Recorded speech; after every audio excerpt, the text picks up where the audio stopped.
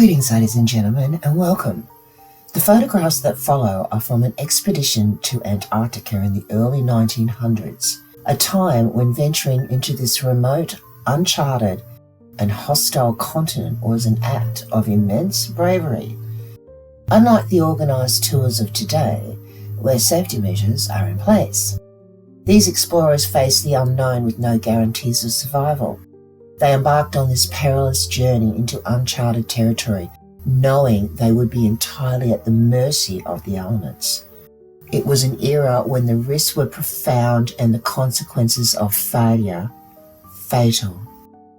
The fact that the photographs exist and any of the crew survived this expedition is astounding. I originally saved this archive of photographs over a decade ago because of the caves. Ever wondered if they were real and where they are? The photographs were captured by a 30-year-old Frank Hurley using a heavy large format camera and glass plate negatives, the same camera technology that was used to capture those UNESCO-listed massive photographs of the Sydney Harbour from the 1800s. And those plate glass slides were not found archived in a museum. No, they were found in a suitcase in a backyard shed that suffered decades of Aussie weather. The photographs from this Antarctic exhibition suffered more than the weather. As a side note, beyond his role as a photographer, Hurley also possessed the critical knowledge of how to render blubber into oil, which became vital for the crew's survival, providing light, heat and cooking fuel that kept them alive at the end of their almost 2 years of being marooned on Antarctica. The Imperial Transantarctic Expedition of 1914 to 1916 was not just a test of human endurance, but also a struggle to preserve the legacy of the journey. The expedition's goal was to travel across Antarctica from coast to coast, but this did not happen. As the ship Endurance became trapped and ultimately crushed by the relentless pack ice, the crew faced the unthinkable reality of survival in one of the most inhospitable places on Earth. Among the many challenges, photographer Frank Hurley fought a personal battle to save his precious glass negatives, which held the visual record of their epic ordeal. On the 30th of October 1915, Hurley penned a brief but poignant entry in his journal, capturing the depth of his despair as he faced the potential loss of his work. Journal entry, 30th October 1915. Before leaving, I had a final look at the darkroom wherein is submerged, beneath 4 feet of water, my treasured negatives and instruments.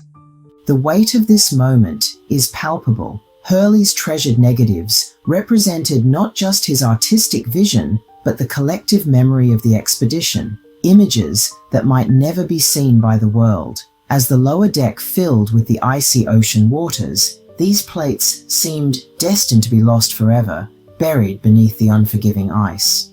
Yet, Hurley was not one to surrender easily. On the 2nd of November, driven by a determination to salvage what he could, Hurley made a daring attempt to rescue his photographs. 2nd November, 1915.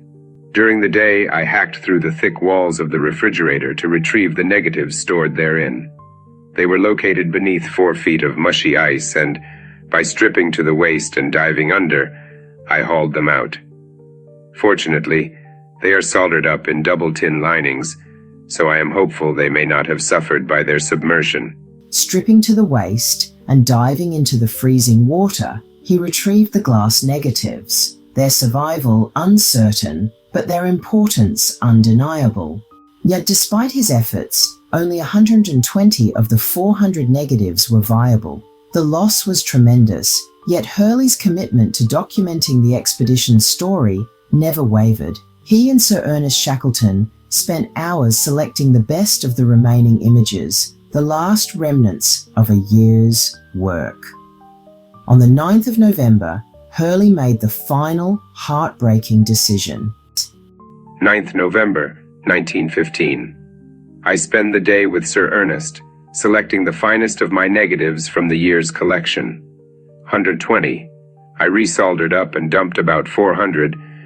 The fact that any photographs from this expedition survived at all is nothing short of miraculous. Hurley's makeshift darkroom, carved out of the crushed ship, became a sanctuary for the memories he fought so hard to preserve.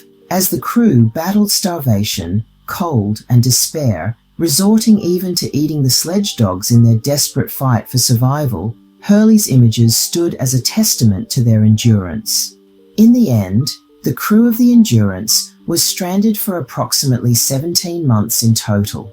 After the ship was trapped in the ice in January 1915, it drifted with the pack ice until it was crushed in October 1915. The crew then camped on the ice, and later on Elephant Island, where they remained until they were rescued in August 1916 by the Chilean vessel Yelcho, commanded by Luis Pardo Villalon. All 28 of the crew, who set out on the Imperial Transantarctic expedition, survived the ordeal,